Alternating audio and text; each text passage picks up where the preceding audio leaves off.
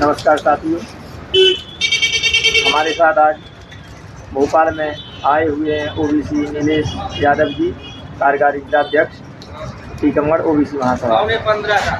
Sir ये बताइए, आज राजधानी क्षेत्र भोपाल में भारी संख्या में ओबीसी महासभा के सदस्य एकत्रित हुए हैं। किस आयोजन से, किस उद्देश्य के लिए यहाँ पर ओबीसी महासभा के कार्यकर्ता एकत्रित हो रहे हैं? पहले तो आपको बहुत बहुत धन्यवाद। और आज जो ओबीसी महासभा जयेश और भीम आर्मी दशहरा मैदान में इसलिए एकत्र हुई है, कुछ दिन पूर्व करड़ी सेना द्वारा एक आंदोलन किया गया था। उसमें आरक्षण ख़त्म करने को लेकर बहुत सारी बातें कही गई थी और उन्होंने मांग भी की थी। तो मैं चाहता हूं कि जो आरक्षण हम लोगों को मिलता है तो जिस आधार पर मिलता है उस चीज़ को समझना बहुत ज़रूरी है।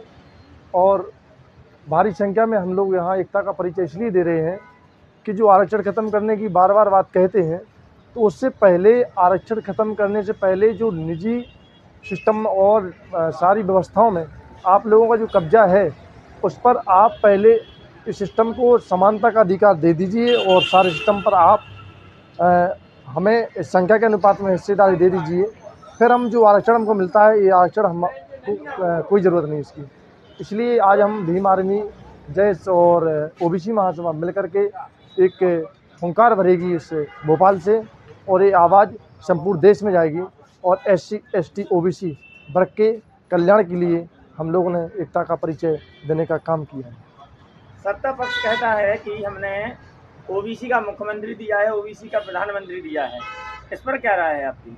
देखिए, आपने जो सवाल किया है, इस सवाल बहुत अच्छा किया है और मैं आपको बता देना चाहता हूँ, पिछड़ा वर्ग का मध्य प्रदेश में CM भी है और केंद्र में मोदी जी हैं, वो भी पिछड़ा वर्ग से आते हैं।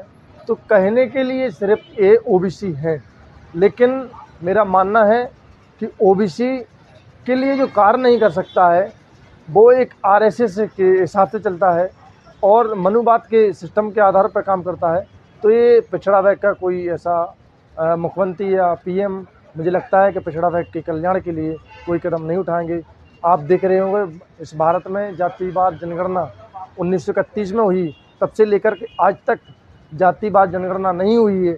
और जब हमारे पिछड़ा वर्ग की CM PM है, तो क्या इनको नहीं लगता है कि इस वर्ग की गणना होनी चाहिए, जातिवाद गणना होना चाहिए और इसको हमें बात केंद्र में और राज्य में रखनी चाहिए? ऐसा इन लोगों के मन में कोई भी किसी भी प्रकार का विचार नहीं है कि हम OBC वर्ग की गणना करवाएं, OBC के वर्ग के कल्याण के लिए कोई कदम उठाएं।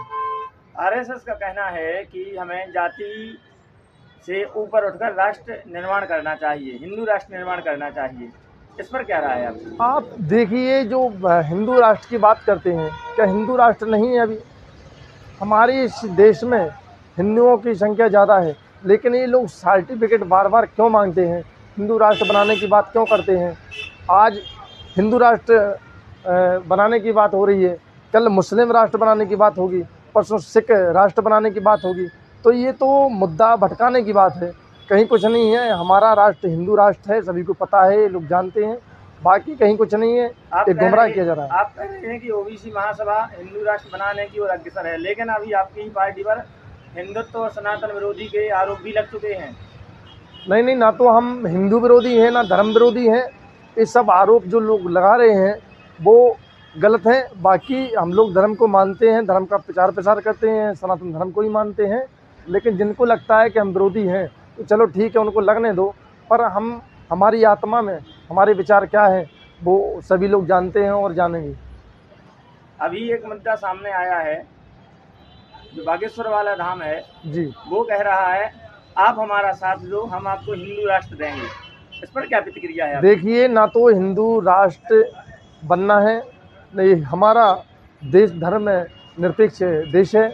और सिस्टम जो बोल रहे हैं बागेश्वर धाम वाले पुजारी पंडित धीरेन्द्र कुमार शास्त्री कि हिंदू राष्ट्र बनाएंगे, हिंदू राष्ट्र ऐसे नहीं बनेगा। जैसा तुम चाह रहे हो वैसा नहीं बनेगा। हिंदू राष्ट्र है और ये संविधान को ख़त्म करना चाहते हैं, मनुवाद का सिस्टम जो है, मनुस्मृति इस देश में लाना चाहते हैं। ऐसा नहीं हो पाता, संविधान को कोई ख़त्म नहीं कर सकता है। माई का लाल, जिस दिन संविधान ख़त्म होगा उस दिन खून की नदियां बहेंगी इस देश में। आरएसएस ने कहा है कि संविधान में संशोधन होना चाहिए, गाय को ही राष्ट्र माता बनाना चाहिए, हिंदू राष्ट्र घोषित किया जाए। तो गाय देखो राष्ट्र माता है, ये कौन नहीं मानता है? हम तो मानते हैं, सभी वर्ग के लोग मानते हैं। लेकिन ये जो लोग नहीं मानते हैं, इनको सर्टिफिकेट चाहिए, तो वो नहीं मानते हैं। मैं मान रहा हूँ इस बात को, ऐसा कुछ नहीं। आपको सनातन धर्म से प्रॉब्लम क्या है? हमें कोई प्रॉब्लम नहीं है सनातन धर्म। सनातन धर्म के नाम पर सिर्फ धोखा और धंधा और पाखंडवाद हो रहा है, जिसका विरोध हम लोग ओबीसी महासभा की टीम और बहुजन विचारधारा के जो लोग हैं, संविधान को जो मानने वाले लोग हैं, उसका थोड़ा बहुत विरोध कर रहे हैं। और विरोध धर्म का नहीं, धंधे का कर रहे हैं। धर्म के नाम पर जो धंधा मचा है, पाखंडवाद फैला कर उसका विरोध कर रहे हैं। भाई ये गलत सोच है। मनुस्मृति में बताया गया है कि जो वर्ण व्यवस्था है भगवान ने बनाई है, उसमें बताया जाता है ब्राह्मण को मुख से और शूद्र को पैरों से जन्मा है, इसलिए शूद्र को ब्राह्मणों की जन्मजात सेवा करनी चाहिए। इस पर क्या? बहुत अच्छा सवाल किया है आपने। मैं इस सवाल के लिए आपको बहुत बहुत धन्यवाद करता हूँ कि जो लोग कहते हैं कि ब्राह्मण ब्रह्मा के मुख से पैदा हुए, राजा भुजाओं से पैदा हुए, बाकी जो हैं शूद्र वो यहाँ से सबसे नीचे से हुए, तो मुझे बताइए, आपकी एज करीब 30 साल होगी, आपने किसी ब्राह्मण को मुख से पैदा होते हुए देखा या किसी के मुँह से सुना है आपने? राजाओं को किसी गया है। अरे वो मनुस्मृति वो उन्हीं लोगों द्वारा लिखी गई है, उन्हीं के आधार पर लिखी गई है, ऐसा कुछ नहीं है। बाकी आपको पता है कि कौन कहाँ से पैदा हुआ है, ये सब जानना बहुत ज़रूरी है। ये सब सिर्फ मतलब आपका यही है कि आप धर्म ग्रंथों को काल्पनिक मानते हैं? देखो धर्म ग्रंथ जो हैं, वो धर्म ग्रंथ आप समझिएगा कि किनके हाथों में रहा है, उन्होंने क्या लिखा है, इस चीज़ को समझना। और जो चीज़ है धार्मिक, जो चीज़ है जो हमारे सनातन धर्म की है, उसको तो हम अपना रहे हैं ना। है अपना उत्तर प्रदेश में स्वामी प्रसाद मौर्य जी के ऊपर कुछ आरोप लग रहे हैं कि वो हिंदू धर्म विरोधी हैं। वो एक विवादित चौपाई है, उस पर देखिए वो विवादित जो चौपाई है, वो चौपाई का अर्थ समझिए।